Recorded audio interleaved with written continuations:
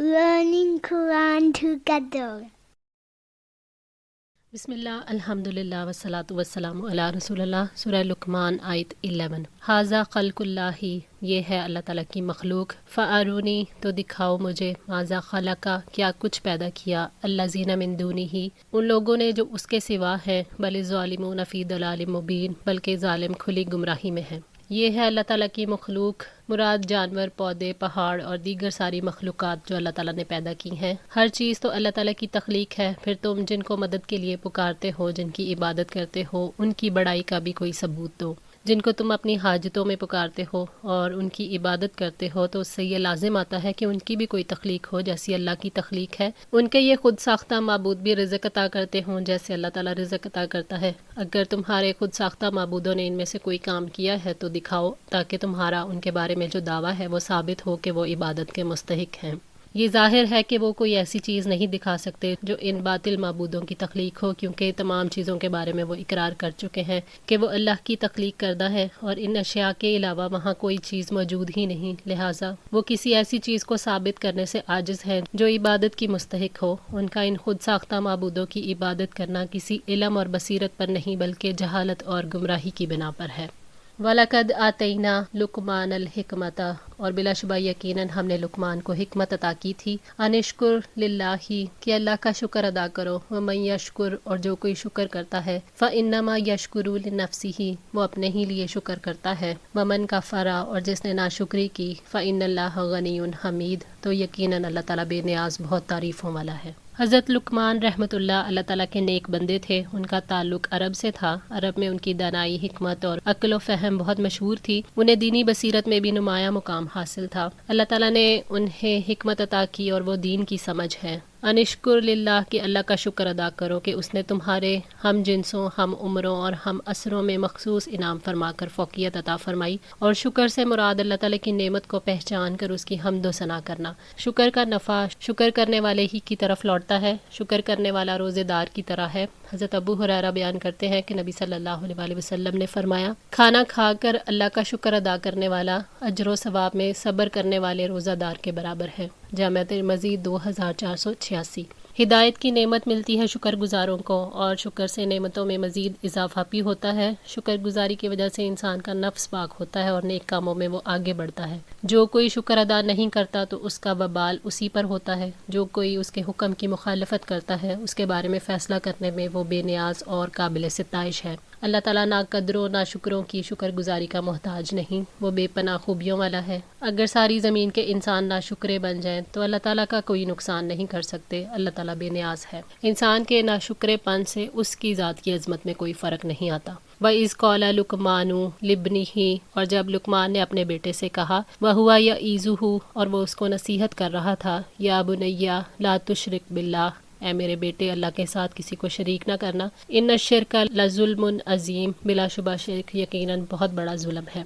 لقمان حکیم نے اپنے بیٹے کو نصیحت کی اور اسے حکمت کی بات سمجھائی کہ سب سے پہلا حق اللہ کا ہے، اس کے حق میں کسی دوسرے کو شریک نہ کرنا، ایک اللہ کی عبادت کرنا، اسی کے لیے اپنی عبادت کو خالص کرنا۔ انہوں نے اپنے بیٹے کو اخلاص کا حکم دیا اور شرک سے ڈراتے ہوئے کہا کہ یہ ایک ایسا ہلاک کرنے والا گناہ ہے کہ اس کے مقابلے کا کوئی اور گناہ نہیں، اس لیے ہمیشہ شرک سے بچنا۔ حضرت لقمان رحمۃ اللہ کی وصیت سے والد کی ذمہ داریوں کے بارے میں یہ پتہ چلتا ہے کہ بچوں کو شرک سے بچانا، شرک کی حقیقت کو سمجھانا اور شرک نہ کرنے کی تعلیم دینا یہ والد کی بنیادی ذمہ داریوں میں سے ہے۔ وَوَصَّيْنَا الْإِنسَانَ بِوَالِدَيْهِ، اور ہم نے انسان کو اس کے والدین کے بارے میں وصیت کی، حَمَلَتْهُ أُمُّهُ، اٹھایا اس کو اس کی ماں نے، وَهْنًا عَلَى وَهْنٍ، کمزوری پر کمزوری سہتے ہوئے، وَفِصَالُهُ فِي عَامَيْنِ، اور اس کا دودھ چھڑانا 2 سال میں ہے، ان اشکر لی، کہ میرا شکر ادا کرو، والی والدئی کا، اور اپنے والدین کا بھی، الی المصیر، میری طرف ہی لوٹ کر آنا ہے۔ یعنی ہم نے انسان سے عہد لیا اور اس کے بارے میں ہم سوال بھی کریں گے کہ اس نے اپنے عہد کی حفاظت کی یا نہیں کی۔ یعنی اللہ تعالیٰ نے والدین کے ساتھ حسن سلوک کا حکم دیا ہے۔ اللہ تعالیٰ نے اس سبب کا ذکر فرمایا ہے جو ماں کے ساتھ حسن سلوک کا موجب ہے، کیونکہ تمہاری ماں نے تمہیں دکھ پر دکھ اٹھا کر پیٹ میں رکھا، کمزوری اور حمل کا بوجھ اٹھا کر مشقت والے دن بسر کرتی رہی، اور وضع حمل کے وقت وہ زندگی سے زیادہ موت کے قریب تھی۔ پھر ماں راتوں کی نیند حرام کر کے دن رات تمہاری خدمت میں لگی رہتی تھی، اس لیے وہ تمہارے حسن سلوک کی زیادہ مستحق ہے۔ نبی صلی اللہ علیہ وآلہ وسلم سے کسی نے سوال کیا میرے حسن سلوک کا سب سے زیادہ مستحق کون ہے؟ تو آپ نے فرمایا تمہاری ماں۔ اس نے پھر پوچھا، آپ نے پھر فرمایا تمہاری ماں۔ پھر اس نے تیسری دفعہ پوچھا تو آپ نے فرمایا تمہاری ماں۔ چوتھی دفعہ آپ نے فرمایا کہ تمہارا باپ۔ صحیح بخاری 5971۔ اولاد ماں باپ کے ساتھ حسن سلوک کرنے کے لیے اپنے رب سے دعا کرے، جیسا کہ فرمایا وَاخْفِضْ لَهُمَا جَنَاحَ الذُّلِّ مِنَ الرَّحْمَةِ وَقُلْ رَبِّ ارْحَمْهُمَا كَمَا رَبَّيَانِي صَغِيرًا، اور ان کے لیے تواضع کا بازو رحم دلی سے جھکائے رکھو اور کہو کہ اے میرے رب ان دونوں پر رحم فرما جیسے انہوں نے مجھے بچپن میں پالا تھا۔ بنی اسرائیل 24۔ وَفِصَالُهُ فِي عَامَيْنِ، یعنی وہ اپنی ماں کی پرورش، کفالت اور رضاعت کا محتاج ہوتا ہے۔ کیا اس ہستی کے ساتھ حسن سلوک نہ کیا جائے جو شدید محبت کے ساتھ اپنے بچے کی خاطر یہ سختیاں برداشت کرتی ہے۔ انشکر لی، یعنی میرے حقوق ادا کر کے میری بندگی، میری اطاعت اور عبودیت کو قائم کر کے میرا شکر ادا کرو۔ والی والدی کا، اور اپنے والدین کا بھی، ان کے ساتھ حسن سلوک کرو اور نرمی سے بات کرو، ان کے سامنے تواضع کے ساتھ رہو اور ان کی ذمہ داریوں کو اٹھاؤ اور ان کی خدمت کرو۔ وَإِلَيَّ الْمَصِيرُ، اور اے انسان تو نے لوٹ کر میرے پاس آنا ہے، میں تمہیں تمہارے اعمال کا پورا پورا بدلہ دوں گا۔ میں تم سے تمہاری ذمہ داریوں کے بارے میں سوال کروں گا کہ تم نے انہیں پورا کیا یا میرے حکم کو ضائع کر دیا۔ اللہ تعالیٰ نے انسان کو یہ شعور دلایا ہے کہ والدین کے ساتھ تعلق عارضی ہے جبکہ اللہ کے ساتھ تعلق ہمیشہ کے لیے ہے، اس لیے جب لوٹنا اس کی طرف ہے تو سارے تعلقات کو اور اپنی زندگی کو شعوری طور پر اس کی طرف لوٹا دو، اسی کے حوالے کر دو۔ وَإِن جَاهَدَاكَ، اور اگر دونوں کوشش کریں تمہارے ساتھ، الا ان تشرک بی، کہ تو میرے ساتھ کسی کو شریک کرے، ما لیس لک بہ علم، جس کا تجھے کوئی علم بھی نہیں، فلا تطیعہما، پھر ان کی اطاعت نہ کرنا، وصاحبہما فی الدنیا، اور ساتھ رہو دونوں کے دنیا میں، معروفہ، بھلے طریقے سے۔ یعنی اگر والدین شرک کی طرف یا اپنے دین کی طرف ترغیب دیں اور وہ چاہیں کہ آپ ان کے نقش قدم پر چلو اور ان کے دین پر قائم رہو تو آپ ان کی بات ہرگز نہ مانو۔ حضرت علی رضی اللہ تعالیٰ عنہ نے بیان کیا کہ نبی صلی اللہ علیہ وآلہ وسلم نے ایک مختصر لشکر روانہ کیا اور اس کا امیر ایک انصاری صحابی عبداللہ بن خزافہ کو بنایا اور لشکریوں کو حکم دیا کہ سب اپنے امیر کی اطاعت کریں۔ پھر امیر کسی وجہ سے غصے ہو گئے اور اپنے فوجیوں سے پوچھا کیا تمہیں نبی صلی اللہ علیہ وآلہ وسلم نے میری اطاعت کرنے کا حکم نہیں فرمایا؟ سب نے کہا ہاں فرمایا ہے۔ انہوں نے کہا پھر تم سب لکڑیاں جمع کرو۔ انہوں نے لکڑیاں جمع کی تو امیر نے حکم دیا اس میں آگ لگا دو۔ انہوں نے آگ لگا دی۔ اب انہوں نے حکم دیا کہ سب اس میں کود جاؤ۔ فوجی کود جانا ہی چاہتے تھے کہ انہی میں سے بعض نے بعض کو روکا اور کہا کہ ہم تو اس آگ ہی کے خوف سے نبی صلی اللہ علیہ وآلہ وسلم کی طرف آئے ہیں۔ ان باتوں میں وقت گزر گیا اور آگ بھی بجھ گئی اور اس کے بعد امیر کا غصہ ٹھنڈا ہو گیا۔ جب اس کی خبر نبی صلی اللہ علیہ وآلہ وسلم کو پہنچی تو آپ نے فرمایا کہ اگر یہ لوگ اس آگ میں کود جاتے تو پھر قیامت تک اس میں سے نہ نکلتے۔ اطاعت کا حکم صرف نیک کاموں کے لیے ہے۔ صحیح بخاری 4340۔ اللہ تعالیٰ نے یہ بھی اجازت نہیں دی کہ اگر وہ آپ پر دباؤ ڈالیں تو ان کی نافرمانی کرو اور بدسلوکی کرو۔ دنیا میں ان کے ساتھ معروف طریقے سے رہنا اور اچھا برتاؤ کرنا اور احسان کے بدلے احسان کرتے رہو۔ واتبع سبیلا، اور پیروی کرو راستے کی، من انابا الیہ، اس کی جو رجوع کرے میری طرف، ثم الیہ مرجعکم، پھر میری طرف ہی تمہارا پلٹنا ہے، فانبئکم، پھر میں تمہیں بتا دوں گا، بما کنتم تعملون، جو کچھ تم عمل کیا کرتے تھے۔ یعنی اس راستے کی پیروی کرو جو مجھ تک پہنچتا ہے، توبہ اور اخلاص کے ساتھ میرے راستے پر چلو۔ سارے جہان والوں کو وصیت ہے کہ انبیاء اور صالحین کی پیروی کریں۔ فرما بردار اور نافرمان سب نے لوٹ کر اللہ کی طرف جانا ہے۔ اللہ تعالیٰ سے کسی کا کوئی عمل چھپا ہوا نہیں، وہ ہر ایک کو اچھے اور برے اعمال کی جزا دے گا۔ اللہ تعالیٰ نے فرمایا ہے کہ پیروی اس شخص کے راستے کی کرو جو میری طرف جھکا ہوا ہو، رجوع کرنے والا اور مومن ہو۔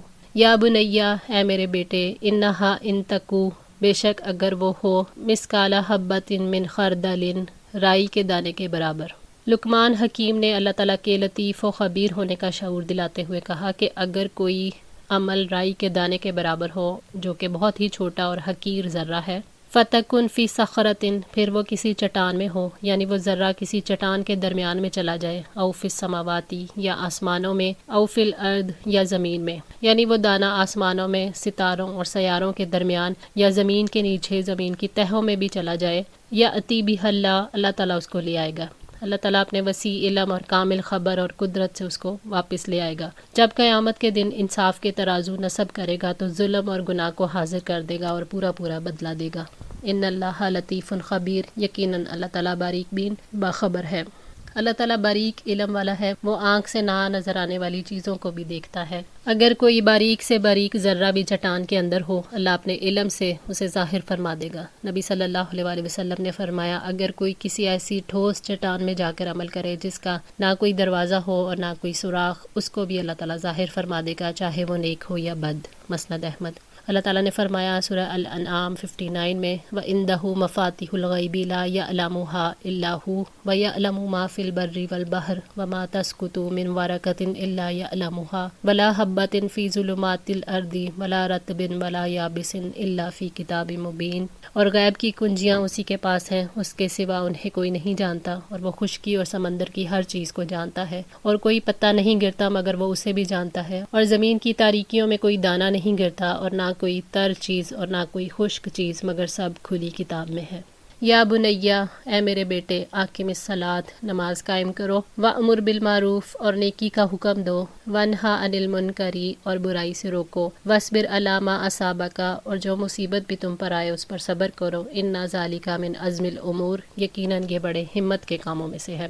حضرت لقمان نے یہ وضاحت کی کہ انسان اچھا یا برا کام کرے، چاہے چھپ کر کرے، اللہ تعالیٰ سے نہیں چھپ سکتا، اس کے سارے اعمال کو اللہ تعالیٰ جانتا ہے۔ وہ جیسے رائی کے دانے کو نکال کر لے آئے گا، ایسے ہی انسان کے عمل کو بھی۔ اس طرح انہوں نے اللہ تعالیٰ کی ذات کا گہرا شعور دلانے کے بعد نماز قائم کرنے کا حکم دیا کہ یہی شعور نماز کو احسان کے درجے تک لے جاتا ہے، اور لوگوں کو اللہ تعالیٰ کی اطاعت اور اس کے احکامات کی اتباع کا حکم دو، نافرمانیوں اور حرام میں پڑنے سے ان کو روکو، اور امر بالمعروف اور نہی عن المنکر کے کام کرتے رہو، اور جو مصیبت بھی تم پر آئے اس پر صبر کرو، اور لوگوں کے تکلیفیں پہنچانے کی وجہ سے اس کام سے نہ رکنا۔ یعنی یہ سب بڑے ہمت کے کاموں میں سے ہے۔ نماز ادا کرنا، نیکی کا حکم دینا، برائی سے روکنا، اور اللہ کی طرف بلانے میں لوگوں کی دی ہوئی اذیتوں پر صبر کرنا، یہ سب ایسے کام ہیں جن کا عزم کے ساتھ اہتمام کیا جاتا ہے۔ اللہ تعالیٰ ان کاموں کی توفیق اولو العزم لوگوں کو ہی دیتے ہیں۔ ولا تسعر، اور نہ تم موڑو، خدا کا اپنا گال، للناسی لوگوں سے، ولا تمشی فی الارض مرحا، اور زمین میں اکڑ کرنا چلو، ان اللہ لا یحب، بے شک اللہ پسند نہیں کرتا، کل مختال فخور، ہر خود پسند فخر جتانے والے کو۔ یعنی جب تم لوگوں سے بات کرو تو انہیں حقیر جان کر غرور سے منہ نہ پھیرو، یعنی تکبر نہ کرو، جب لوگ آپ سے کلام کریں تو منہ نہ موڑو، خندہ پیشانی کے ساتھ نرمی سے پیش آؤ، اور زمین میں اکڑ کر نہ چلو، یعنی خود پسندی کے ساتھ اتراتے ہوئے نہ چلو۔ اللہ تعالیٰ کسی خود پسند سے محبت نہیں کرتا جو تکبر کرتا ہے، اپنی باتوں میں فخر کا اظہار کرتا ہے۔ حضرت عبداللہ بن مسعود بیان کرتے ہیں کہ نبی صلی اللہ علیہ وآلہ وسلم نے فرمایا، وہ شخص جس کے دل میں ذرہ برابر بھی غرور ہوگا وہ جنت میں نہیں جائے گا۔ ایک آدمی نے کہا کہ ہر آدمی چاہتا ہے اس کا کپڑا اچھا ہو، اس کے جوتے اچھے ہوں، تو آپ نے فرمایا اللہ تعالیٰ خوبصورت ہے، خوبصورتی کو پسند کرتا ہے۔ غرور اور تکبر تو یہ ہے کہ انسان حق کو ٹھکرا دے اور لوگوں کو حقیر سمجھے۔ صحیح مسلم 265۔ وقصد، اور میانہ روی اختیار کرو، فی مشی کا، اپنی چال میں، وغزز، اور پست رکھو، من صوتی کا، اپنی آواز کو، ان انکر الاصواتی، بے شک سب سے زیادہ ناپسندیدہ آوازوں میں سے، لصوت الحمیر، گدھوں کی آواز ہے۔ یعنی اپنی چال میں میانہ روی اختیار کرو۔ مجاہد رحمۃ اللہ نے فرمایا کہ تواضع اختیار کرو، یعنی درمیانی چال چلو، نہ بالکل آہستہ نہ بھاگ کر چلو۔ حضرت ابو ہریرہ سے روایت ہے کہ نبی صلی اللہ علیہ وآلہ وسلم نے فرمایا، تم لوگ تکبیر کی آواز سن لو تو نماز کے لیے چل پڑو، سکون اور وقار کو پکڑے رکھو اور دوڑ کے مت آؤ، پھر نماز کا جو حصہ ملے اسے پڑھ لو، اور جو نہ مل سکے اسے بعد میں پورا کر لو۔ صحیح بخاری 636۔ بلا ضرورت بلند آواز سے بات نہ کرو، یقیناً سب سے زیادہ بری آواز گدھوں کی آواز ہے، وہ چیختا چلاتا ہے اور اس کی آواز بھی بری ہوتی ہے۔ اگر بلند آواز میں کوئی بہتری ہوتی تو اللہ تعالیٰ اسے گدھے کے ساتھ مختص نہ کرتا جس کی کم عقلی کسی سے چھپی ہوئی نہیں ہے۔ حضرت ابو ہریرہ نے بیان کیا کہ نبی صلی اللہ علیہ وآلہ وسلم نے فرمایا، جب مرغ کی بانگ سنو تو اللہ تعالیٰ سے اس کے فضل کا سوال کیا کرو کیونکہ اس نے فرشتے کو دیکھا ہے، اور جب گدھے کی آواز سنو تو شیطان سے اللہ کی پناہ مانگو کیونکہ اس نے شیطان کو دیکھا ہے۔ صحیح بخاری 3303۔ الم ترو، کیا تم نے دیکھا نہیں، ان اللہ سخر لکم، بے شک اللہ تعالیٰ نے مسخر کیا تمہارے لیے، ما فی السماوات و ما فی الارض، جو کچھ آسمانوں میں ہے اور جو کچھ زمین میں ہے، واسبغ علیکم، اور اس نے تمام کر دی تم پر، نعمہ ظاہراتن و باطناتن، اپنی کھلی اور چھپی نعمتیں۔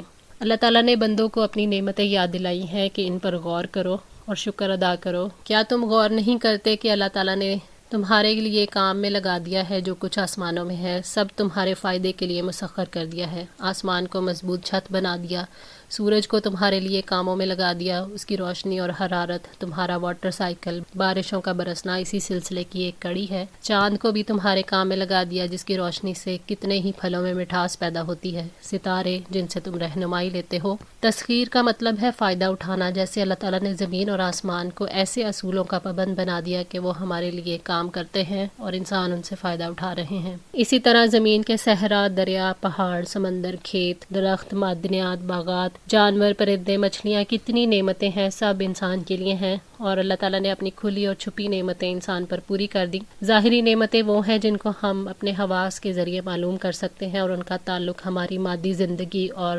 معاشیات سے ہے، اور یہ بھی لاتعداد ہیں، اور باطنی نعمتوں سے مراد جن سے ہماری اخلاقی تربیت ہوتی ہے اور روح کا تزکیہ ہوتا ہے، اور وہ بھی لاتعداد ہیں۔ اللہ تعالیٰ نے خود ہی فرما دیا وَإِن تَعُدُّوا نِعْمَتَ اللَّهِ لَا تُحْصُوهَا، اور اگر تم اللہ تعالیٰ کی نعمتیں شمار کرنا چاہو تو انہیں شمار نہیں کر سکتے۔ سورہ نحل 18۔ جس نے نعمتیں عطا کی ہیں اس سے محبت کرو، اس کا شکر ادا کرو، اس کی نعمتوں کو اس کی نافرمانی میں نہ لگاؤ، اس کی اطاعت کے کاموں میں ان نعمتوں کو استعمال کرو۔ وَمِنَ النَّاسِ، اور لوگوں میں سے کوئی ہے، مَن یُجادِلُ فِی اللَّہِ بِغَیْرِ عِلْمٍ، جو اللہ تعالیٰ کے بارے میں بغیر کسی علم کے جھگڑا کرتا ہے، وَلَا ھُدًى، اور بغیر کسی ہدایت کے، وَلَا کِتَابٍ مُنِیرٍ، اور بغیر کسی روشن کتاب کے۔ اللہ تعالیٰ کی ظاہری اور باطنی نعمتیں پانے والے ایسے بھی ہیں جو شکر ادا نہیں کرتے اور ناشکری کرتے ہوئے اس ہستی کا انکار کر دیتے ہیں جس نے نعمتیں عطا کیں، جو اللہ تعالیٰ کے بارے میں جھگڑے کرتے ہیں تاکہ جو کچھ رسول لے کر آئے ہیں اس حق کا انکار کر دیں، عبادت کی دعوت کو قبول نہ کریں۔ ان کا جھگڑا علم کی بنیاد پر نہیں، علم کے بغیر ہی جھگڑے کرتے ہیں۔ اگر علم کے ساتھ جھگڑا ہوتا تو ان کے حال پر چھوڑ دیا جاتا۔ ان کا جھگڑا ہدایت کی بنیاد پر بھی نہیں ہے، اگر ہدایت کی بنیاد پر ہوتا تو ہدایت یافتہ لوگوں کی بات مانی جاتی ہے، ان کے پیچھے تو چلا جاتا ہے۔ اور ان کا جھگڑا کسی حق کو واضح کرنے والی کتاب پر بھی مبنی نہیں ہے، ان کا جھگڑا صرف آباء و اجداد کی تقلید پر ہے جو خود ہدایت یافتہ نہیں تھے بلکہ وہ خود بھی گمراہ تھے۔ فرمایا وَمِنَ النَّاسِ مَن یُجادِلُ فِی اللَّہِ بِغَیْرِ عِلْمٍ وَیَتَّبِعُ کُلَّ شَیْطَانٍ مَرِیدٍ، اور لوگوں میں سے ہے جو اللہ کے بارے میں بغیر علم کے جھگڑا کرتا ہے اور ہر سرکش شیطان کے پیچھے چلتا ہے۔ سورہ الحج آیت 3۔ آج کے لیے اتنا ہی۔ دعا ہے اللہ تعالیٰ ہماری اس کوشش کو قبول فرمائے، ہماری غلطیوں کوتاہیوں کو معاف فرما کر ہماری اصلاح فرمائے۔ جزاکم اللہ خیر، والسلام علیکم ورحمۃ اللہ وبرکاتہ۔